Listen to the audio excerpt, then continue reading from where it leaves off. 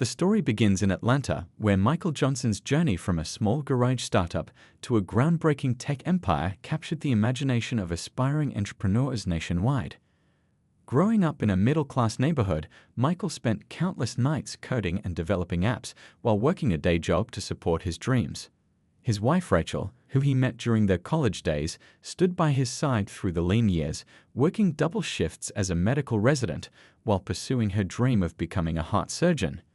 Their early days were filled with instant noodles and budget-conscious decisions, but their shared vision kept them going. Michael's breakthrough came when he developed an innovative cybersecurity solution that caught the attention of major corporations. The couple's dedication paid off as their small team of 4 grew into a workforce of over 300 passionate individuals. 15 years of relentless work transformed their startup into a multi-million-dollar enterprise. Rachel's career flourished too, as she became one of the most respected cardiothoracic surgeons in the Southeast.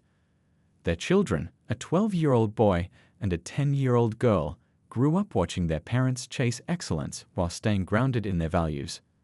The family's success story became an inspiration in their community. They established mentorship programs for underprivileged students, funded STEM initiatives in local schools, and created job opportunities for fresh graduates. Despite their wealth, they remained approachable and down-to-earth, often seen at local community events and their children's school functions. Their recent decision to purchase a private jet wasn't about luxury. It was a practical choice to balance their demanding careers with quality family time. Rachel's emergency surgeries and Michael's cross-country business meetings meant they often missed important family moments. The private jet would allow them to be there for their children's recitals and sports games while managing their professional responsibilities. The Johnson story resonated with many because it wasn't just about financial success, it was about a family that grew stronger together, lifted others as they climbed, and never forgot the importance of giving back to their community. They were living proof that with determination, support, and hard work, dreams could become reality, no matter where you started from. As they prepared for their first family vacation using their new jet, they had no idea that their ordinary day at the airport would turn into an incident that would spark a national conversation about prejudice and dignity in modern America. The morning sun painted golden streaks across Atlanta's skyline as the Johnson family pulled up to the private terminal of Atlanta International Airport. It was the first Saturday of summer break, and excitement filled the air as they prepared for their long-awaited family vacation to the Bahamas. Their children bounced with energy, rolling their colorful suitcases across the polished floor of the terminal. The private terminal was a world away from the usual hustle and bustle of the main airport. Soft jazz played in the background, and comfortable leather chairs dotted the waiting area. The staff greeted them warmly. They'd completed all the paperwork days in advance to ensure a smooth departure. Rachel had specifically chosen an early morning flight to avoid the peak hours, knowing their children were always at their best in the morning. Michael had spent the previous evening triple-checking their itinerary, making sure everything would be perfect for their first family trip on their new jet. Their daughter clutched her favorite plush dolphin, already dreaming about swimming in the crystal-clear waters of the Bahamas, while their son had his nose buried in a marine life guide, preparing for their planned snorkeling adventures. The family had dressed comfortably for travel, Michael in a simple polo shirt and khakis, Rachel in a flowing summer dress, and the kids in their favorite vacation outfits. They looked like any other family excited about their vacation, sharing jokes and taking selfies in the terminal. Rachel was particularly looking forward to this break. She'd just completed a challenging series of surgeries and needed the relaxation. As they waited for the final preparations of their aircraft, they chatted with the friendly ground crew about their plans. The kids pressed their faces against the terminal's floor-to-ceiling windows, watching in awe as various private jets taxied past. Their own aircraft, a modest but elegant model, waited on the tarmac, its freshly polished exterior gleaming in the morning light. When the ground crew announced they were ready for boarding, the family gathered their belongings. The children could barely contain their excitement as they stepped out into the warm Georgia morning. The air smelled of jet fuel and possibility, and a gentle breeze ruffled their hair as they walked across the tarmac. That's when they noticed her, a woman in her mid-50s, wearing designer clothes that seemed better suited for a fashion show than air travel, her oversized sunglasses perched on her nose despite being indoors. She stood near the terminal entrance, her attention suddenly fixed on the Johnson family as they made their way toward their jet. She had been speaking loudly on her phone, but her voice trailed off as she watched them pass. The pleasant morning air suddenly felt heavy with tension as the woman, later identified as Patricia Walker, though social media would soon dub her Airport Karen, began to move in their direction. Her designer heels clicked against the pavement as she approached, her phone now held out in front of her like a shield. The Johnsons had no idea that the next few moments would turn their peaceful family morning into a viral story that would spark important conversations across the country. "Excuse me." Patricia's voice cut through the peaceful morning air like a knife. "I believe you people are in the wrong area." She quickened her pace, her designer heels clicking aggressively against the tarmac as she approached the Johnson family. The children instinctively moved closer to their parents, their earlier excitement dimming in the face of this unexpected confrontation. Michael turned with a polite smile, years of handling difficult business situations evident in his composed demeanor. "Good morning," he began professionally. "Is there something we can help you with?" Rachel placed a gentle hand on their daughter's shoulder, noticing how she clutched her dolphin plush tighter. Patricia held her phone up higher, already recording. "This is the private aviation terminal," she announced, her voice dripping with condescension. "The main terminal for regular flights is that way." She pointed vaguely toward the commercial area of the airport, her oversized diamond rings catching the morning sunlight. "We're aware this is the private terminal," Rachel responded calmly, her years of handling high-pressure situations in the operating room showing in her measured tone. "We're actually headed to our aircraft right now." She gestured toward their jet, where the ground crew was completing final preparations. But Patricia wasn't having it. "Your aircraft?" She let out a dismissive laugh that echoed across the tarmac. "Listen, I've been flying private for 20 years, and I know everyone who uses this terminal." She began tapping aggressively on her phone. "I'm calling security right now. This is clearly a mistake." The Johnson children watched the scene unfold with growing confusion. Their son, always observant, whispered to his sister, "But we have all our paperwork. Why doesn't she believe us?" The question hung in the air, heavy with implications that no child should have to understand. Michael maintained his dignified stance. "Ma'am, we have every right to be here. Our flight plan has been filed, and all our credentials are in order. There's no need to involve security." His voice remained steady, though his jaw tightened slightly, not from anger, but from the familiar pain of having to justify his presence in spaces he had earned through years of hard work. "Oh, I'm sure you have some kind of paperwork," Patricia sneered, now speaking to someone on her phone while still recording with another device. "Yes, security. We have a situation at the private terminal. There's a group here who clearly doesn't belong." Her voice trailed off as she described the family to security, carefully avoiding explicit terms, but making her implications clear through tone and carefully chosen words. Rachel exchanged a knowing look with Michael. They'd encountered similar situations before, though rarely so blatant. Their main concern now was shielding their children from the ugliness of the moment while teaching them how to handle such situations with grace. The ground crew members nearby had stopped their work, watching the scene with growing concern. One of them had already radioed the terminal manager, recognizing that this situation needed immediate attention. The morning sun continued to climb in the sky, its warmth now a stark contrast to the chill of prejudice playing out on the tarmac. Patricia paced in small circles as she made her call, her designer outfit rustling with each movement. "I don't care what paperwork they say they have," she spoke into her phone, loud enough for everyone to hear. "I know every person who owns a private jet here, and they're definitely not on that list. Someone needs to come verify this immediately." Throughout the confrontation, Michael and Rachel stood their ground with quiet dignity, their presence a silent testimony to their right to be there. They had worked too hard and come too far to let someone else's prejudices derail their family vacation. Still, they knew from experience that handling this situation properly was crucial, not just for themselves, but for their children who were watching and learning how to navigate such challenges with grace and strength. Within minutes, 2 airport security officers approached the scene, their reflective vests visible from a distance.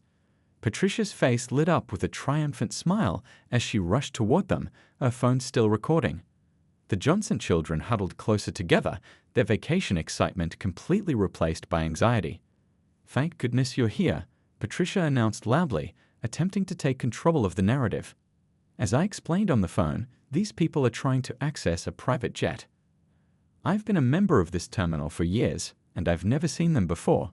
She emphasized the word "them" with a tone that made her implications clear. The security officers, both seasoned professionals, took in the scene calmly. The first officer, whose name badge read Officer Thompson, addressed everyone present. "Good morning. Could everyone please show me their credentials and flight documentation?"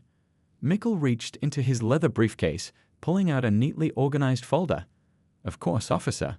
Here's our flight plan, ownership documentation, and our family's IDs."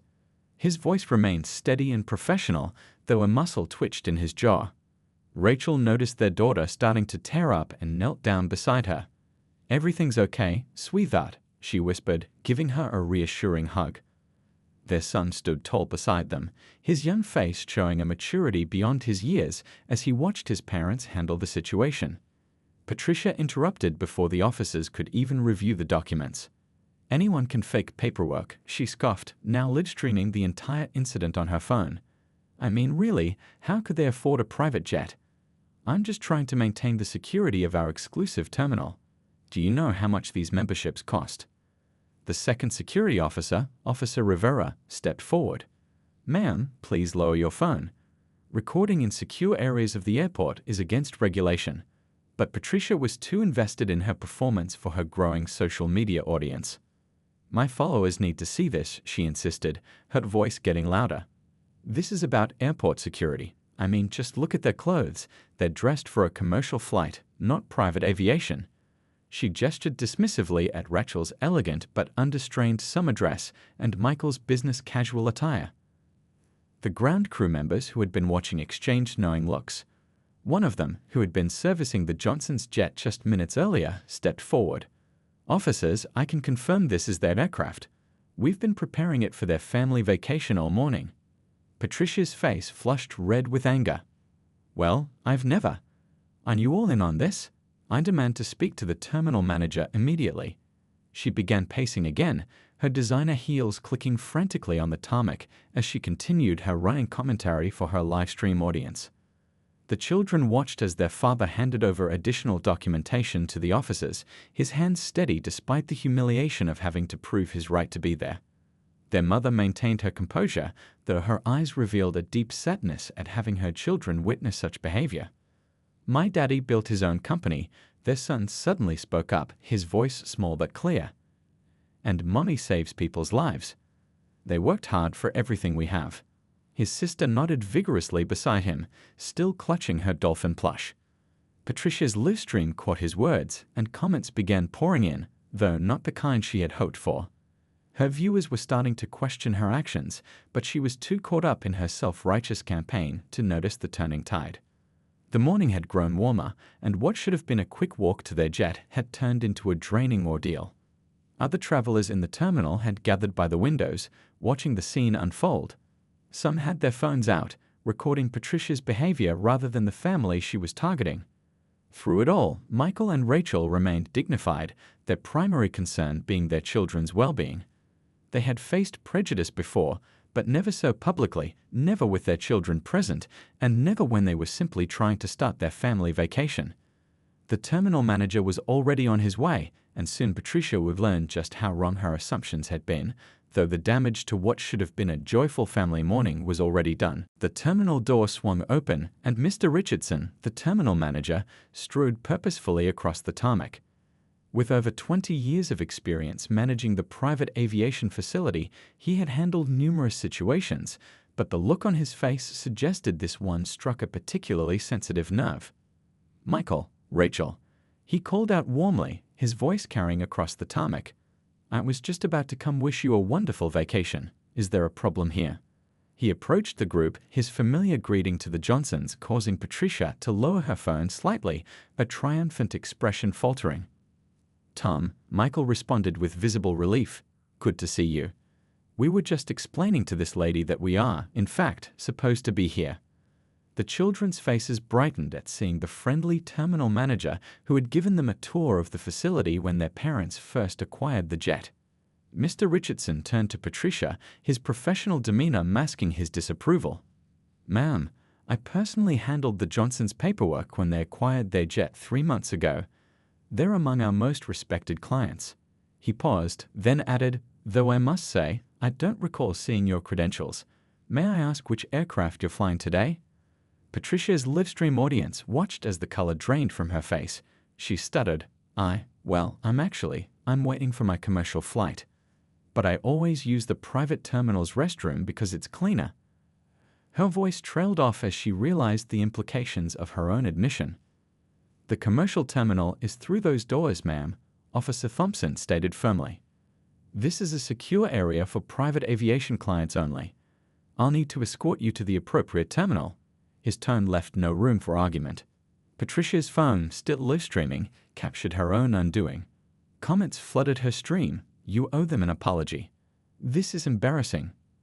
Talk about being in the wrong place." She quickly ended the livestream, but the damage was done. The Johnsons' children watched wide-eyed as the situation reversed. Their daughter tugged on Rachel's dress and whispered, "Mom, she was the one who didn't belong here all along." Rachel nodded, using the moment to quietly explain how assumptions and prejudice can blind people to the truth. Mr. Richardson turned to the family, his face apologetic. "I am so sorry for this incident. Your jet is ready for departure, and I've arranged for some special treats for the kids on board." He smiled warmly at the children, trying to restore some of the vacation excitement that had been dampened. Several observers who had been recording the incident approached the family, offering to share their videos if needed. One elderly couple, regular private jet users themselves, came over to express their support. "We've seen you here before," the woman said kindly. "Your children are always so well behaved. Don't let this spoil your vacation." As Patricia was escorted away by security, her designer heels no longer clicking with confidence, she attempted one last face-saving gesture. "I was just trying to ensure airport security," she mumbled, but even she didn't seem to believe her words anymore. The ground crew resumed their duties, some shaking their heads in disbelief. One of them brought water bottles to the children, who were starting to recover their excitement about the upcoming trip. Michael and Rachel exchanged a knowing look. They had handled the situation with grace and, more importantly, shown their children how to face prejudice with dignity. Mr. Richardson personally walked the family to their jet, chatting with the children about their vacation plans. "You know," he said to Michael and Rachel, just loud enough for nearby staff to hear, "your family represents everything our terminal stands for: success earned through hard work, professionalism, and class. Don't let anyone tell you differently." As they climbed the stairs to their jet, the morning sun now high in the sky, they could hear the distant sound of Patricia arguing with commercial terminal staff about her missed flight. The truth had indeed come out, though not in the way she had expected when she first pulled out her phone to record what she thought would be her viral moment of vigilant justice. By the time the Johnson family landed in the Bahamas, Patricia's livestream had already gone viral. Multiple videos from different angles showed up on social media platforms, each capturing her baseless accusations and eventual humiliation. The hashtag #PrivateJetKaren started trending, with millions of views across various platforms. Back in Atlanta, the incident sparked intense online discussions about privilege, prejudice, and assumptions. The comment sections filled with stories from successful professionals who had faced similar treatment. "This resonates so much," wrote one business owner. "Success doesn't look like just one type of person." Local news stations picked up the story, featuring interviews with witnesses from the private terminal. The elderly couple who had supported the Johnsons spoke eloquently about what they had observed. "The grace this family showed under pressure was remarkable," they told reporters. Their children were watching, and they handled it like true professionals. Patricia's carefully curated social media presence crumbled as her own followers turned against her. Her attempts to defend herself only made things worse. "I was just being vigilant about airport security," she posted, but the comments below filled with responses like "security from what? Success?" and "vigilant or prejudiced?" The real estate firm where Patricia worked as a senior agent released a statement by mid-afternoon. We have been made aware of an incident involving one of our employees at Atlanta International Airport. The behavior shown in the viral videos does not align with our company's values of inclusivity and respect. We are conducting a thorough investigation and have placed the employee on administrative leave. The story caught the attention of several civil rights organizations who used it to highlight the ongoing issues of profiling in public spaces. A respected civil rights attorney appeared on an evening news segment explaining how such incidents reflect broader societal problems. What makes this case particularly striking, she noted, is how it perfectly captures the intersection of success, prejudice, and the assumptions people make based on appearance. Professional organizations began reaching out to Michael and Rachel, inviting them to speak at conferences about their experiences as successful professionals dealing with prejudice. Their story resonated particularly strongly in business and medical circles, where similar experiences often went unspoken. The private terminal management issued a formal apology and announced mandatory diversity and inclusion training for all staff members, even though their team had handled the situation professionally. They also revised their policies about non-clients accessing the private terminal areas, closing the loophole Patricia had been exploiting. Social media users began sharing their own stories of achievement and the prejudice they faced, creating a powerful online movement. #success Shares no stereotype started trending alongside #PrivateChatKaren, shifting the conversation from outrage to empowerment. Patricia's livestream followers dropped dramatically, and her real estate listings were flooded with negative comments. Her professional reputation, built over years, faced serious damage. Several of her clients, uncomfortable with her viral infamy, quietly took their business elsewhere. The incident even reached educational circles, with business schools and medical schools requesting permission to use the case study in their ethics and professionalism courses. The video became a powerful teaching tool about handling discrimination with professionalism and dignity. Local community leaders used the incident to start important conversations about prejudice in professional spaces. Workshops and seminars sprung up, addressing unconscious bias and promoting inclusive behavior in various industries. Meanwhile, in the Bahamas, the Johnson family tried to focus on their vacation, though their phones kept buzzing with supportive messages from friends, colleagues, and even strangers who had been moved by their composure during the incident. Their children's school principal sent a supportive email, proud of how the students had handled themselves during the confrontation.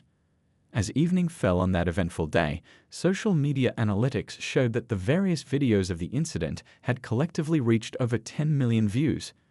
What Patricia had intended as her moment of misguided vigilance had instead become a powerful reminder that success knows no boundaries and prejudice has no place in modern society. 2 months after the airport incident, the Johnson family sat together in their living room, reflecting on how their lives had changed.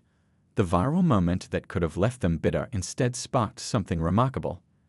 Their son looked up from his homework and asked, "Mom, Dad, remember when you said we could turn bad things into good things? Is that what we're doing now?" Indeed it was. The family had channeled their experience into positive action. Michael and Rachel had established the Dreams Take Flight Scholarship Foundation, aimed at supporting young people interested in technology and medicine. "We want to make sure other kids know they can reach for the stars, no matter what anyone tells them," Michael explained during the foundation's launch event. The foundation's first initiative provided internships at Michael's tech company and mentorship programs at Rachel's hospital. They focused particularly on students who might not typically see themselves in these fields. The program quickly gained support from other successful professionals who had faced similar prejudices in their careers. Their children had grown from the experience too. Their daughter started a friendship club at school, making sure no kid felt left out during lunch or recess. Their son began writing stories about different families' paths to success, which his teachers shared with other classes. Patricia's story took an unexpected turn. After weeks of reflection and professional counseling, she reached out to the Johnsons through their attorney.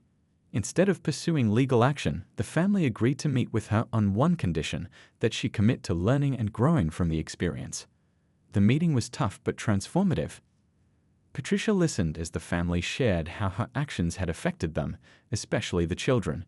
Through tears, she shared her own journey of confronting her biases and assumptions. I never saw myself as prejudiced, she admitted. This experience forced me to look in the mirror, and I didn't like what I saw.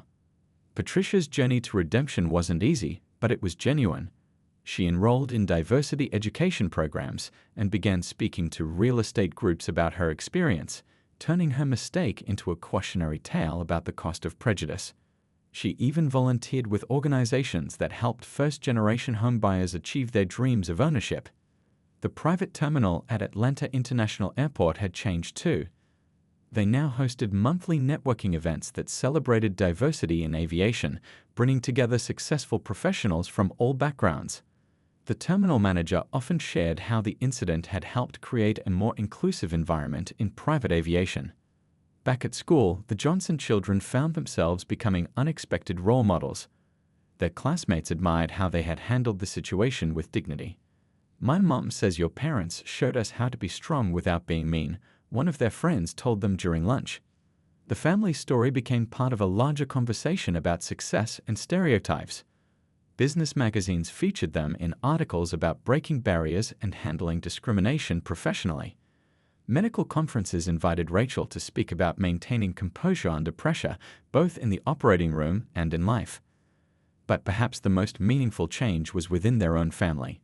The incident had brought them closer, creating deeper conversations about identity, success, and standing up for what's right. They had family meetings every Sunday where they discussed ways to help others and shared stories about kindness they had witnessed or performed. Their vacation photos from the Bahamas now hung in their family room, happy moments they had managed to capture despite the rough start.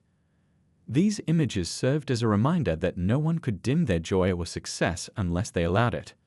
"Look how happy we were once we got to the beach," their daughter would often say, pointing to a photo of them building sandcastles.